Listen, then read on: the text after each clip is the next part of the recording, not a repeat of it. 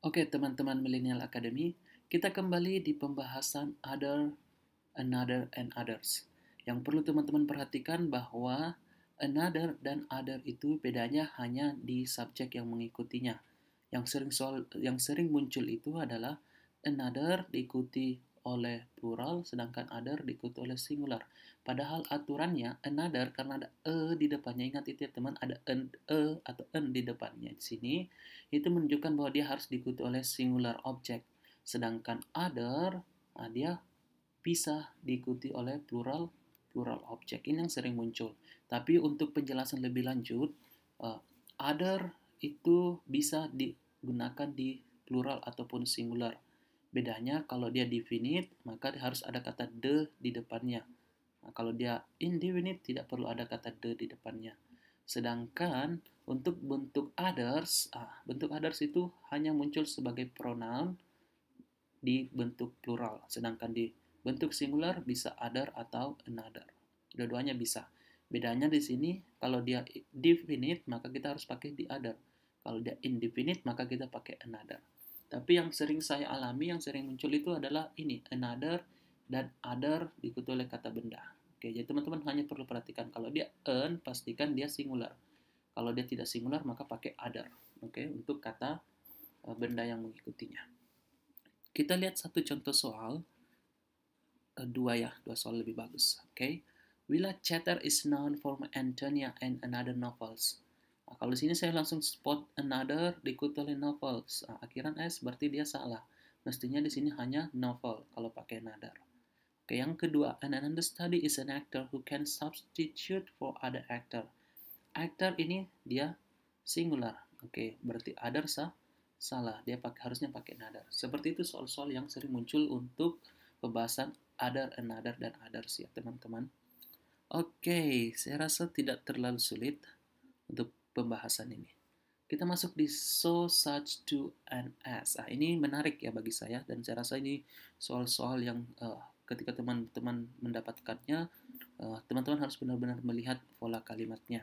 Makanya di sini kita akan bahas dulu pola kalimatnya.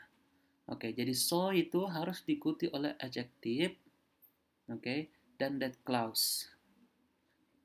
Kita lihat contohnya seperti kalimat ini. The boxes are so heavy. Nah, di sini so heavy diikuti oleh that clause. Nah, so juga bisa diikuti oleh many, that kemudian diikuti clause. Jadi bisa many, much, tergantung kata bendanya ya setelahnya. Contoh, there were so many people. Nah, di sini kemudian diikuti oleh that clause. Itu penggunaan so. Nah, biasa juga ada yang menggunakan such. Such itu untuk adjective dan diikuti juga dengan noun phrase. Kalau so tadi cuma adjective saja, kalau ini selain ada adjective juga ada noun phrase-nya. Kalau teman-teman mau lihat contoh kalimatnya, it was such a pretty view that he took a photograph. Nah, jadi di sini such. Ingat, kapanpun teman-teman melihat kata such itu, dia diikuti oleh noun phrase. Jadi ada adjective dulu, diikuti oleh noun-nya. Nah, kemudian diikuti oleh that clause. Itu yang membedakan antara such dengan so. Kalau so, dia tidak ada adjective. Jadi so diikuti oleh, dia tidak ada noun ya, sorry. Jadi so diikuti oleh adjective. Itu saja. So heavy that. Kalau di sini, such a pretty view that. Oke, tapi sama-sama pakai that clause. Sedangkan untuk to, yang membedakan antara to dengan so, ini yang sering ya, itu sama-sama pakai adjective, tapi setelahnya ada that clause. Kalau di sini berarti setelahnya ada that, subject, dan verb. Kalau dia di sini tidak. That diikuti oleh to infinitive. Artinya to diikuti kata kerja bentuk dasar langsung. Jadi tidak ada subjeknya seperti penggunaan so. Kalau contoh kalimatnya seperti ini. It's too cold to go swimming today. Nah, kalau teman-teman menggunakan so, itu tetap bisa. So cold that, tapi di sini harus pakai that. Ingat so diikuti adjective dan kemudian ada subject verbnya. Oke, seperti itu. Tapi kalau dia tidak pakai that clause, langsung to go, maka yang tepat adalah to di sini. Oke, seperti itu pembahasan untuk melihat yang mana yang benar dari pola kalimatnya. Oke, teman-teman. Nah, satu lagi sebenarnya yang perlu kita perhatikan adalah ketika menggunakan so dan as secara bergantian, biasanya itu banyak yang salah. Oke, contoh kalimat seperti ini. Ini adalah kalimat yang salah. Jen did so well as I did. So di sini tidak tepat karena ada as. Jadi so well ini bisa benar kalau dia Jen did so well saja. Tapi kalau as I did itu salah. Mestinya sini so diikuti as, maka di sini harus pakai as juga. Kalau kalimat kedua, the coffee was as hot that I can. Di sini as hot itu tidak tepat karena ada that clause. Ingat ada that clause berarti di sini pakai so. So adjective baru that clause. Seperti itu, bukan as. Kita masuk di contoh soal, teman-teman. Contoh soal yang pertama, kita lihat the sun is so bright to look. Di sini so, kemudian ada to infinitive berarti salah. Mestinya pakai apa?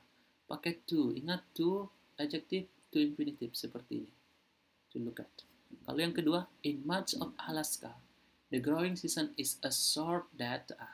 As tidak tepat. Kenapa ada that clause? A short that itu salah. Maksudnya pakai apa? So short. Kenapa kita tidak pakai to? Karena di sini that clause, bukan to infinitive seperti ini. Oke teman-teman, itu penjelasan untuk so, such, to, and as. Jika ada pertanyaan, silakan sampaikan di grup WhatsApp kita.